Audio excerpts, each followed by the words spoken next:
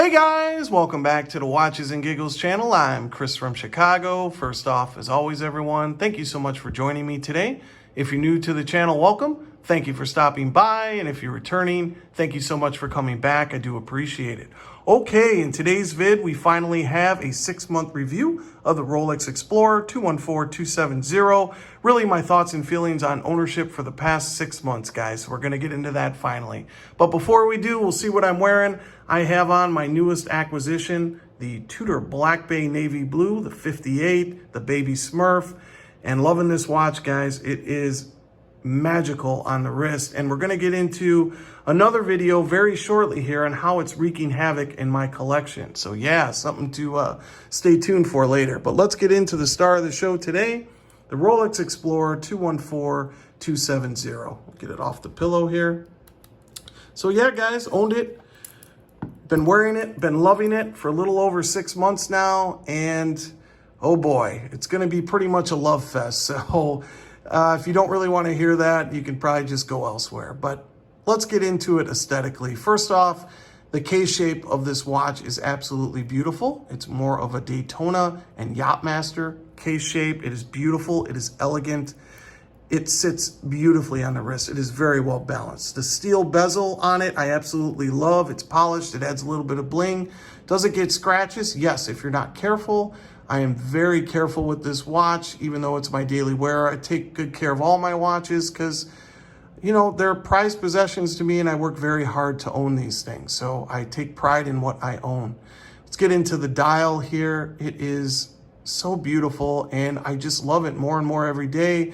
The simplicity of it with the 369, the chromolite lights up, you know, like a Christmas tree when you put it under a light or been outside all day. When you go inside to the darkness at night, or if you wear your watches asleep in, it will glow all night, and it is just beautiful. The crown is maybe one of the few negatives, as it is a little hard for me to grip as I have fat fingers. It is nowhere as beefy as on the Tudor, which is much easier to grip. So that is one. There we go, found a negative on it.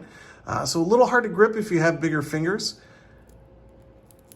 I mean, the bracelet is beautiful. You can see it is machined beautifully. There is no separation. It is beautiful. Unlike the Tudor, which does have some separation. Not that we're doing a comparison here, but it is just very well constructed. The clasp, I mean, absolutely beautiful. We all know Rolex's clasps these days are made to perfection. Plain case back, as we've come to love, just a sterile, no writing, no nothing. Very few Rolexes have anything on the back of it, but let's get it on the wrist here.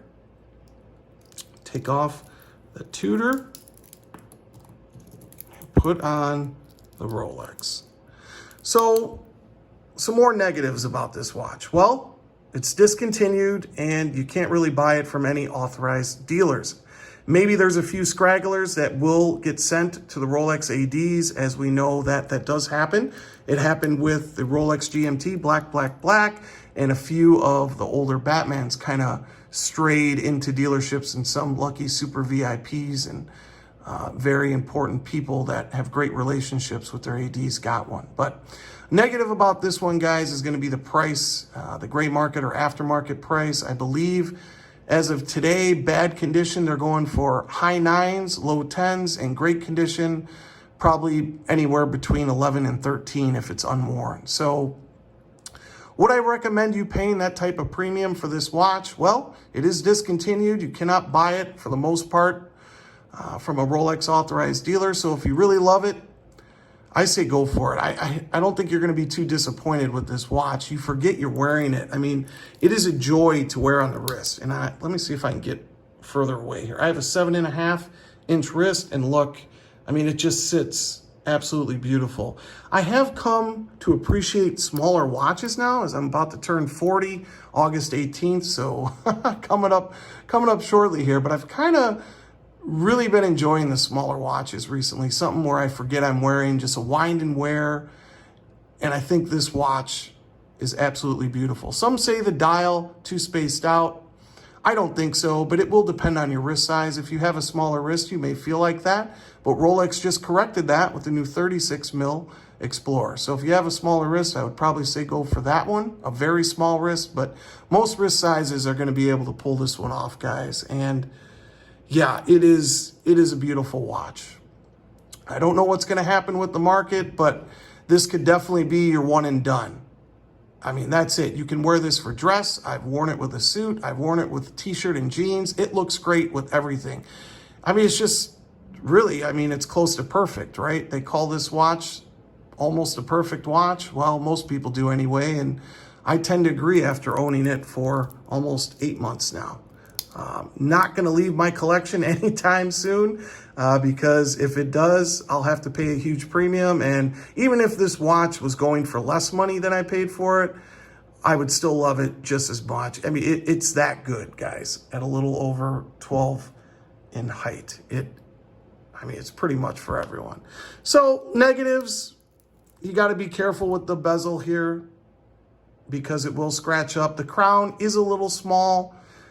It keeps impeccable time, +1 a day. I don't think I mentioned that, but this watch is just great, guys. So yeah, pretty much a love fest. I did go over some few negative points about it, but it is one of my favorite watches in my collection and will not be going anywhere. So that's going to do it for today, guys. Hope everyone's doing well. I hope everyone's healthy, and I'll catch you in the next one. Take care, guys.